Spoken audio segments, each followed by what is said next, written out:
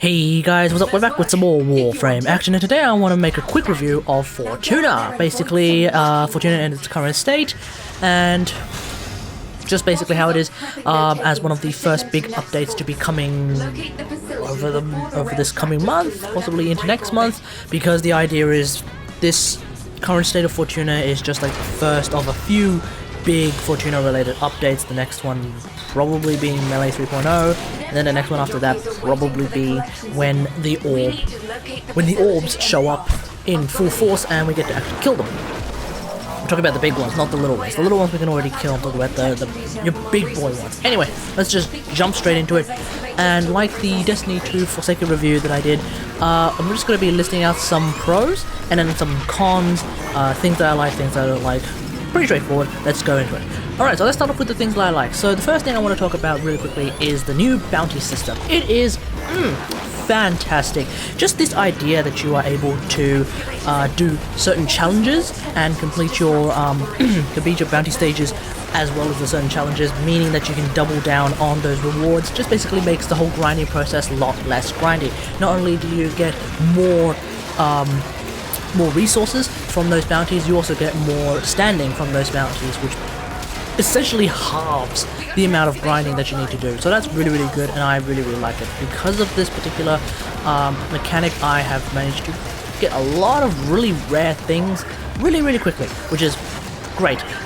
It's almost as if it's too rewarding, but I wouldn't go that far, really. Like it's fantastic. It's like perfect the way it is. Second thing to talk about is fishing and mining. Fishing, of course, now just involves like an extra step where you have to time your fishing rod to drop an EMP at the right moment. Mining, of course, is no longer drawing based, it is now timing based. And the thing that I really like about mining, and this just goes right back to the whole bounty system, is that sometimes you get a little challenge node with mining, which gives you even more resources. So once again, just like bounties, it really just halves, or in this case, it kind of cuts down a third of the grinding for mining, and that's just really good. Like just these ideas that have been introduced in Fortuna, and I think it's called the Valis or Orb Valis, just fantastic. 10 out of 10. Would never ever go back to something like what existed on the plains of Eidolon. Like, it's just a massive improvement overall. One thing I do want to note with fishing is that because of the new timing mechanic that is required as an extra step, it seems like the hitboxes for throwing your spear is a lot more generous, which is fantastic, because I still remember in Cetus, or on the plains at least in the early days, trying to hook a specific fish was just goddamn, oh my god, just terrible.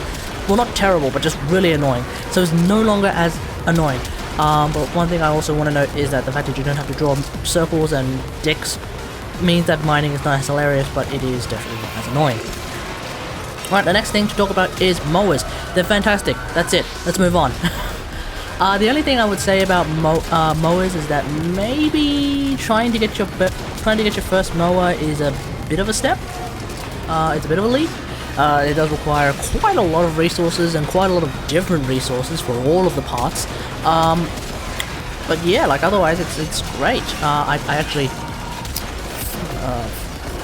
actually didn't get my first mower by building it. I actually bought my first mower. Just really super duper hyper keen on getting my mower immediately as quickly as possible. That's just me. If you're, I guess, more patient, I would definitely recommend building it. Especially since they reduced the cost, credit-wise anyway, by a factor of 10. It used to be 500,000 credits per part. Now it's 50,000 credits per part, so it's still kind of expensive, but it no longer requires 2 million credits. I mean, I'm gonna be real here. 2 million credits, to me, doesn't seem that high. And that's probably like super duper elitist of me, like super duper 1% of me, to the point where Bernie Sanders is probably gonna knock on my door and be like, you are like one of the top 1% of the not 5% who thinks that 2 million credits isn't that much. Like, okay, I get it. 2 million credits for some players is gonna be way too high. But for me, who's been playing for a long time, I mean, I didn't even farm credits on that thing. What's it called? Neffy's mini game. I never did that. So the index, that's what it's called. I never did that, really. And even then, I don't really think that 2 million credits is that big of a deal. Let's move on. Alright, kit guns. So I haven't made a kit gun yet. I am actually not going to be buying one. I am actually trying to work my way through all of the Fortuna standing in order to get all of the levels required in order to get basically all the parts that I want. One of the parts that I want, which is the slap, is, I think it's an old mate component, which means I basically need to get all the way to the very end before I can think about getting those bits and pieces. So for the time being, I haven't made one, but I'm fairly certain that my first kit gun will be like just the most godly thing ever, so get ready for that particular review. Also, I want to point out that one of the Paxes called Pax Bolt, this is basically the kit gun arcanes. This has got to be one of the most ludicrously insane arcanes that I've ever come across in the history of this game. This arcane basically reads, and I don't even have to read it off the game because I remember it, it's so insane. If you get a headshot kill, right? If you get a headshot kill, all of a sudden you get 30% power strength and 30% power efficiency. Like, who thought of that? That's crazy good, dude. Like, oh my god, just being able to use that. Of course, now the efficiency is probably going to be factored into the 175% maximum efficiency. So you want to make a build that's 145% efficiency if you're going to use this Pax. But oh my god, like. This is how insane this Pax is, right? My Oberon at the current moment heals 80 health with one what's it called? With one growing power mod just by himself, with growing power on himself. When he gets a status proc, that healing goes up to 90 health. With this Pax Bolt, by increasing the strength by 30% as opposed to 25%, I should be healing around about. Should be healing about 102 health a second, and that's just by myself. And normally when I get about to 100, normally when I get up to 102 health a second or 100 health a second through my healing, that's because someone else is using something like growing power or another what is it, power donation. So this arcane is crazy. So really excited to use this particular arcane. Alright, let's talk about Orb Valus. Now, Orb Valus, quite simply, is very, very fun. It's very big. It's very big. And yet, it doesn't feel too empty. But I do find that sometimes, like, especially for the bounties or the bounty stages rather, where I have to kill a certain number of units, I do find that it's a little bit tricky to find those units, so sometimes it does feel a little bit empty. I think what they should look into at some point is to maybe increase the spawning. Not increase the population per se, but maybe increase the spawning, because sometimes I just find it really hard to find enemy units, especially when I'm flying around to different bases. Now, of course, going to bases will basically give you more units, and of course, if you manage to get that alert level up, that will spawn giant units, hyenas, jackals, and spiders. Oh my! But definitely really like the way Orb Valus is in the current moment. One of the things I also want to point out is that the new Corpus enemies, even though they do tons of damage, and they did actually get nerfed recently, they're still really engaging to engage in battle with, so pun intended. Because that was written in the script. So yeah, definitely really good there. Now, I'm going to say something a bit pretentious, a bit controversial, maybe. I would actually rather do all of my bounty stages with an extremely high alert level. Okay, maybe that's just because I'm a badass. But I have had some friends who are like, oh no, we better do this alert when we better do this bounty stage when we have our alert level down. I'm like, no, sack that, dude. If I want to like defend the prisoners in like in that little cage area where there's like basically a door, or like basically a door, and you basically have to stand there and try to like stop the guys from coming in and killing all of the dudes inside. I want everything. Throw everything at me. That's why I want to go for like the full. I want to go for that full 4 out of 4 alert like 4 out of 4 stars. Give me the jackals, give me the hyenas, give me the random big boy spiders, give me that spider with a bloody overshield. I don't care. Bring it on, dude. I can take him. So, oh my god, like just all balance, lots and lots and lots and lots and lots and lots of fun. And then finally, the big boy meme is finally here. Fetch. It's so good, it deserves its own point, because Universal Vacuum, ladies and gentlemen, is finally here. It means that I don't have to use a specific companion type. I can use whatever companion I want. I can use a moa, I can use a sentinel, I can use a dog, I can use a cat if I really, really want to, and I don't have to use Mag all the time, even though of course, Mag is the best WarFrame in the game.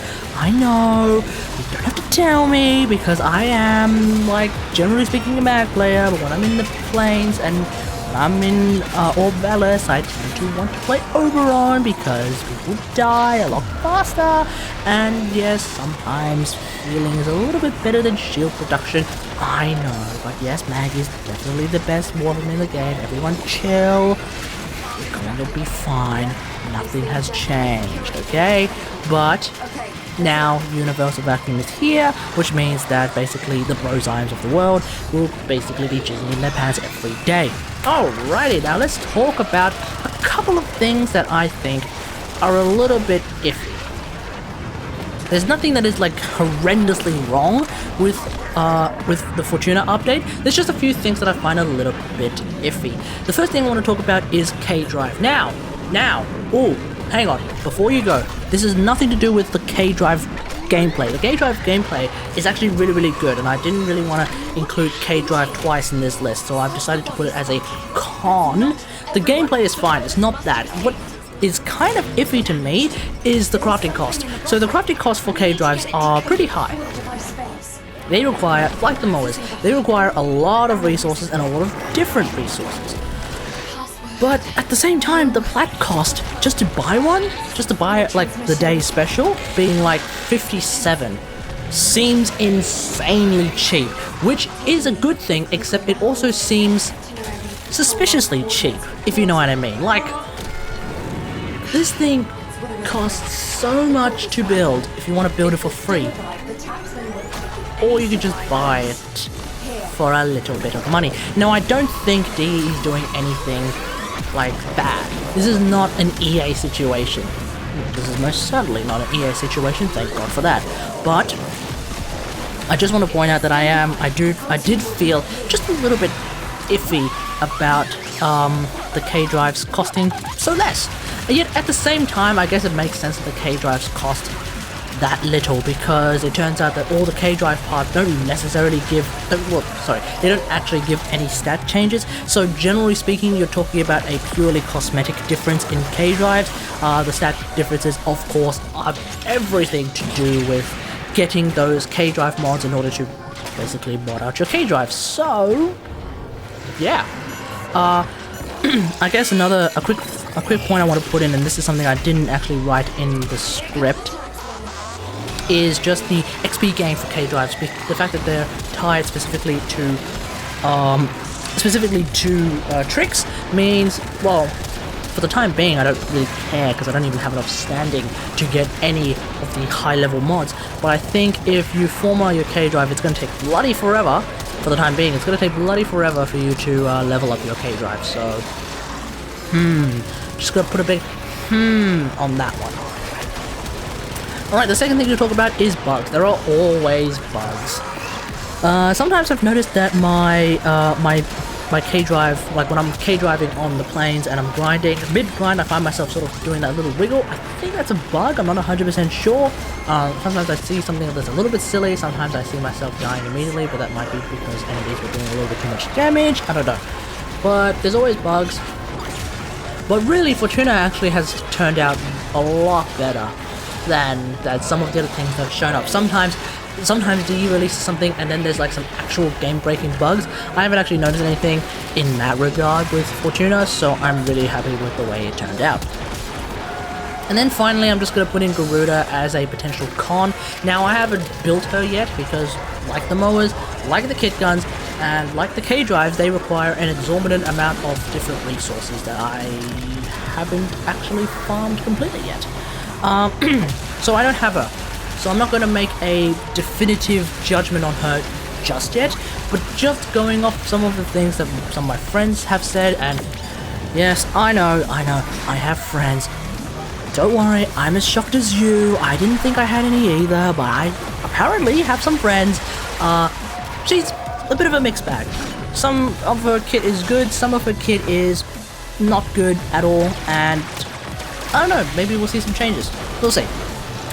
So overall, I just want to say that Fortuna is a resounding success, in its current state being like the first of a few updates. Anyway, this can only mean that, like I said in my State of the Game video like a while ago, upcoming content will have a really nice foundation, so I have a lot of confidence that the upcoming content such as orb battles, and then I guess Railjack, New War, etc., they'll all be really good because the foundation, not just Fortuna but like other stuff as well, has basically been laid out. So yeah, I'm pretty happy with the way it is, and hopefully when your big boy spiders come down to play and can actually get killed, ooh, we'll be getting some mad resources. So we'll see what Little Duck has in store. And I guess I'll just really end this video at, wow, we're at 16 minutes. Okay, let's just quickly end this video with a bit of speculation. So, I have been hearing a bit of discussion about whether or not DE will be making open world maps for every single planet in the game. I don't think so. I'm gonna say it right now, I don't think that's necessarily a good idea. It's just a ton of resources for a lot of like similar stuff, if that makes sense. I think what DE should do, in my opinion, I think what DE should do is just make an open map on Eris, i.e. one that's huge, like mega, super duper mega awesome, like ultra size. Just make a giant open world on Eris, and then that's it. Because by making an open world on Eris, you then have your infested open world.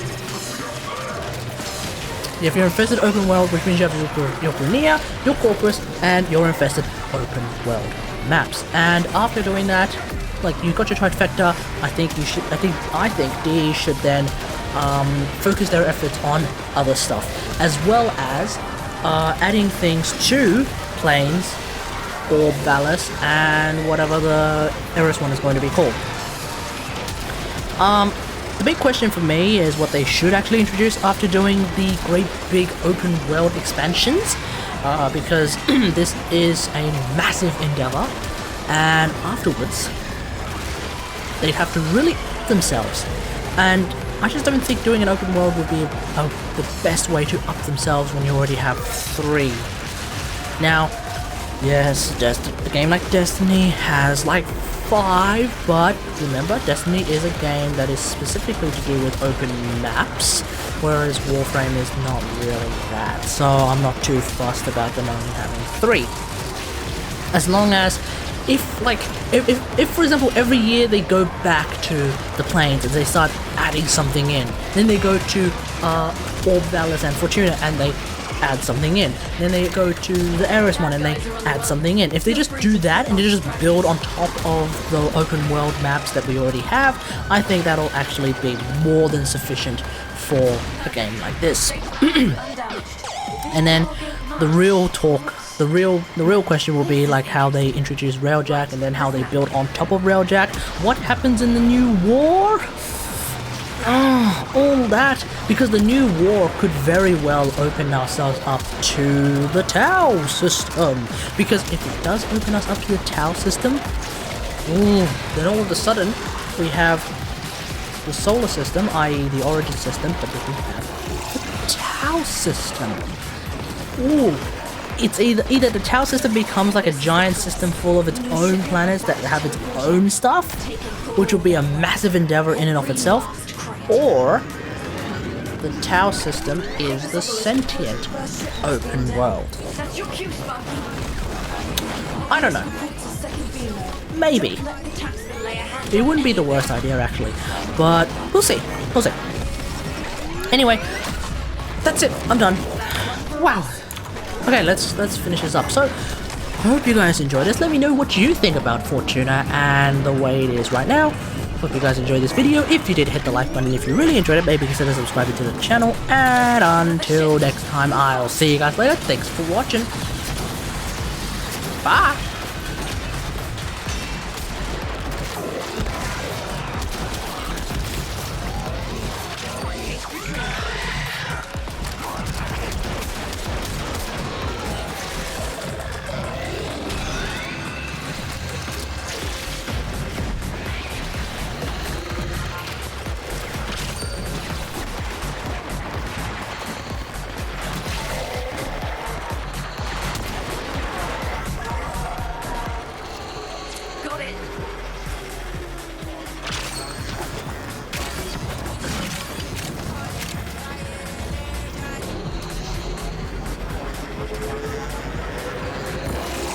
More coming in.